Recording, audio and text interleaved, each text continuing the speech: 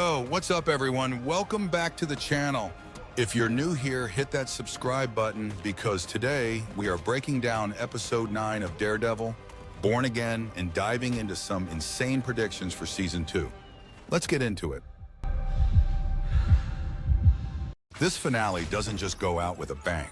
It goes out with a full-blown Punisher-sized explosion. Matt and Fisk's storylines finally collide, and it's chaos from the jump. The highlight? Daredevil and Punisher reunite in a brutal, no-holds-barred apartment fight against Fisk's private task force. It's Matt's code versus Frank's carnage, and it works perfectly. Frank calling out Matt for saving Fisk's life? One of the best character moments all season.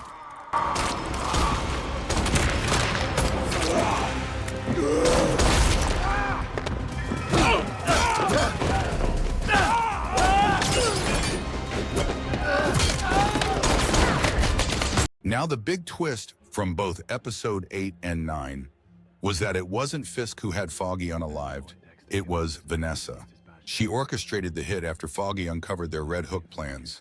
And she didn't stop there. She manipulated Bullseye, pulling the same psychological strings her husband once did. And now Bullseye isn't just a tool, he's a fully realized villain again. His arc finally pays off, and you can feel the tragedy behind every deadly move. And speaking of Fisk, this man is fully unleashed. The white suit's back, he's openly ruling New York like a supervillain mayor, and he straight up succumbs to the terrifying power of the Kingpin. Don't do it. No, don't do this. Don't do this. You don't want to do this.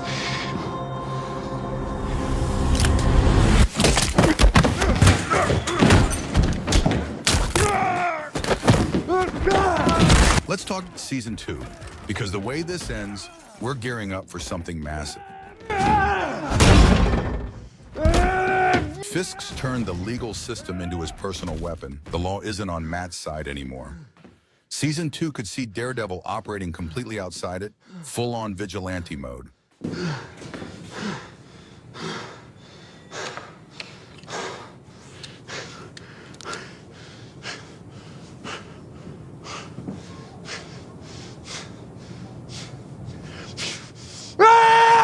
Frank Castle made his statement loud and clear, that Skull doesn't stand for them.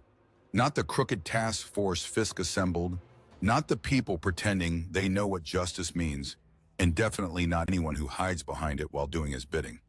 The moment he faced off against Fisk's goons and dismantled them, both physically and morally, was classic Punisher.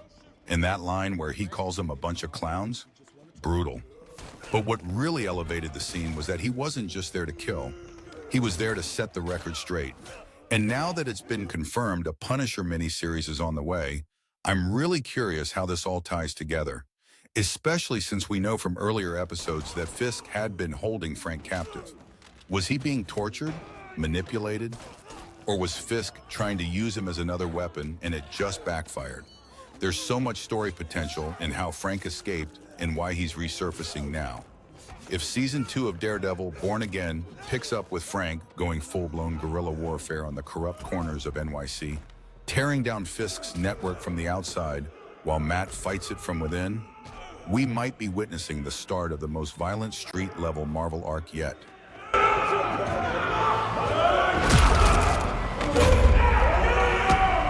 Resist. Matt says the city without fear must resist.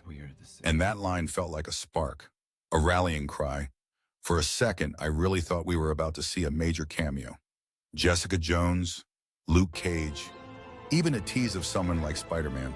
But instead, it was just a few local allies, cops and friends who've been in the fight since the start. Powerful? Yes, but it also highlighted how alone Daredevil truly is. But maybe that's exactly what season 2 is setting up. A full-on street-level uprising. The Defenders 2.0, not officially, but in spirit. A team made up of those who can't fly or shoot lasers, but who bleed for this city. Imagine Jessica Jones and Luke Cage coming back, Colleen Wing taking charge, Echo joining the fight, and the new Hawkeye stepping in. And yeah, let's talk about Moon Knight. Mark Spector, Moon Knight, would be a perfect fit in this grittier, darker corner of the MCU. He's already dealt with corruption and God's manipulating power behind the scenes. And with Moon Knight Season 2 officially canceled, this could be Marvel's chance to bring him back in a way that actually connects him to the wider MCU. No more isolation. Tie him into the streets of New York.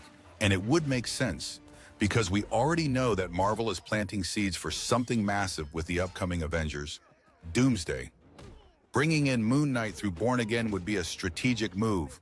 Show us where he's been, re-establish him as a force, and position him as a wild card for Doomsday-level threats. You've got Daredevil representing justice, Punisher bringing the firepower, and Moon Knight bringing something unpredictable. So if Matt's call to resist is really about building an army, not of super soldiers, but of people who can't afford to lose, then Season 2 could be the beginning of something way bigger than just a fight for Hell's Kitchen. It could be Marvel's way of rebuilding the soul of New York before everything goes global in Doomsday. Yup, the leaked suit for Born Again Season 2 is out there.